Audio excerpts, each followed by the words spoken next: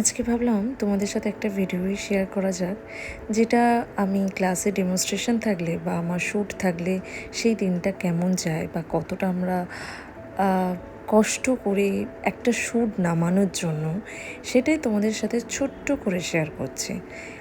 আমরা ফার্স্টেই চলে গিয়েছিলাম ফুল মার্কেটে। আর ঠিক এমন একটা দিন বেছে নিয়েছিলাম যেটা হচ্ছে ঠিক জন্মাষ্টমীর আগের দিন। ভাবতে পারিনি ফুলের দাম ওখানেও এত বেশি হবে।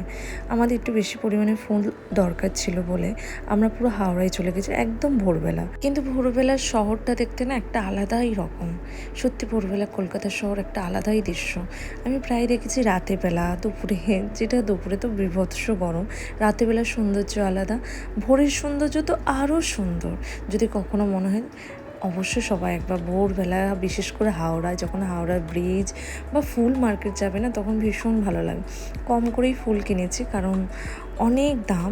আর একটু চেষ্টা করছিলাম তাড়াতাড়ি চলে যাওয়ার জন্য। জয় বিরক্ত হয়ে গিয়েছিল যেহেতু ভোরবেলা উঠতে হয়েছিল। আর সত্যি কথা, আমি তো আর ওখান থেকে অটো পাওয়া অতটা সহজ ছিল না, যার জন্য বাইকেই আসতে হয়েছিল। তুলে দিয়েছিলাম, দিতে ও চলে এসেছিলো। কিন্তু কি বলবো, সকাল সকাল ঠিক 7টা থেকে এত মেঘলা করে এসেছে, ঠিক আমরা আটকে গেছিলাম শিয়ালদার দিকে।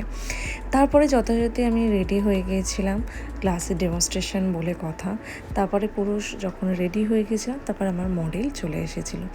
এখানে একটা কথা আমি বলতে চাই, যে যারা বলো না যে দিদি বুকিং পায় না, দিদি আমার বুকিং আসে না, আমরা এত কষ্ট করছি, এত ইনভেস্ট করে কোর্স করলাম, এত টাকা কিভাবে জোগাড় করছি দিদি জানো না, তাদের কথা একটাই বলবো যে আমাদের প্রতিনিয়ত কষ্ট করতে হচ্ছে, প্রতিনিয়ত আমাদের টাকা খরচ করতে হচ্ছে।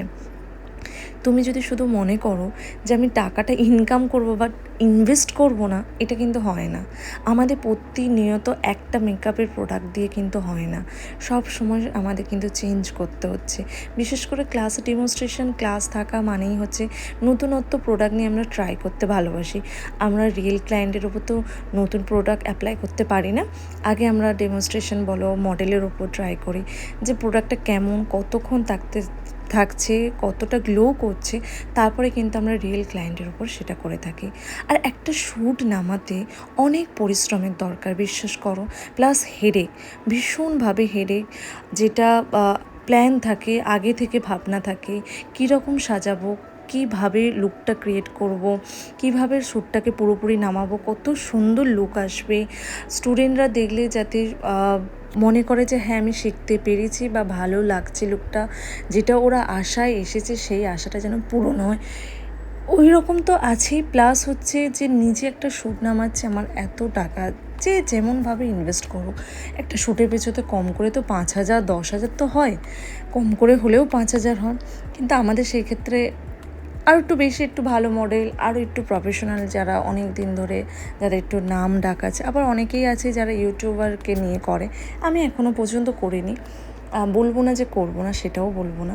কিন্তু আমি জাস্ট বলছি যে আমাদের মাথায় ভাবনা থাকে যে আমি আজকে এই লুকটা করব, এই লুকটা পোস্ট করার পরে যাতে আমার বুকিং আসে, আমরা সেইভাবেই কিন্তু করি।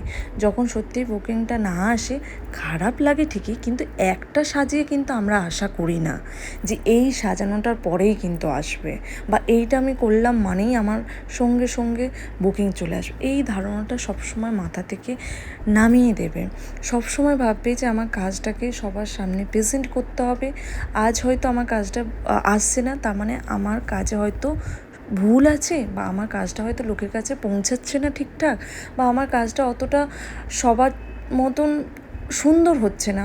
সবসময় ভাবে নেগেটিভ, ঠিক বলবো না যে সবসময় নেগেটিভ মাইন্ড করবে, খুব যে নিজেকে যে পজিটিভ, যে আমি বড় মেকআপ আর্টিস্ট, আমার মেকআপ এত সুন্দর, অন্যজনের তুলনা আমি তো ভালোই করছি, এর এত বাজে করেও এত ভালো বুকিং পাচ্ছে, আমি ভালো করে, এইরকম ভেবো না। ভাববে বুকিং অবশ্যই আসবে, কিন্তু তোমাকে প্রতিনিয়ত প্রতিটা সময় তোমাকে কিন্তু কষ্ট করতে হবে। একটা শ্যুট নামাতে আমাদের সত্যি শুধুমাত্র হেডেক বলবো না, যে তার সাথে সাথে পরিশ্রম, তার সাথে সাথে একটা টাকারও ব্যাপার থাকে, যেটার জন্য এক একজন আরও বেশি বেশি টাকা কিন্তু দিয়েও কিন্তু একটা সুর নামায়। অনেকজন তো আছে পুরো ফুল জিনিসটাকেই নিয়ে ফুলের ওপরেই পুরো ডেকোরেট, তাদের তো আরও ইনভেস্ট করতে হয়, plus model, photographer, studio, dress, সব কিছু নিয়ে কিন্তু অনেক টাকা যায়। ওই জন্য আমরাও চেষ্টা করি যে একটা যখন শ্যুট নামাচ্ছি যেখানে 5,000 10,000 যেন এই শ্যুটটা বেস্ট হয়, ভালোভাবে আমরা সবার আমি বুকিং পাই, যেন বুকিং 1-2 পেয়েই থাকে, সবারই আশা থাকে। সেই জন্য সবাইকে রিকোয়েস্ট করব, সবাই ভালোভাবে শ্যুট করো, ভালোভাবে কাজ করো, দেখবে বুকিং অটোমেটিক চলে আসবে। আর সত্যি কথা বলতে যে যতই বড় মেকআপ আর্টিস্ট হোক না কেন, যার যত নাম ডাক, সত্যি কথা বলতে প্রতিনিয়ত তারা কিন্তু কষ্ট করে যাচ্ছে, ইনভেস্ট তো রয়েছে, আর প্রতিনিয়ত তারা কিন্তু নতুনত্ব কিছু ভেবে এগিয়ে যায়। তো তোমরাও কিন্তু চেষ্টা করো।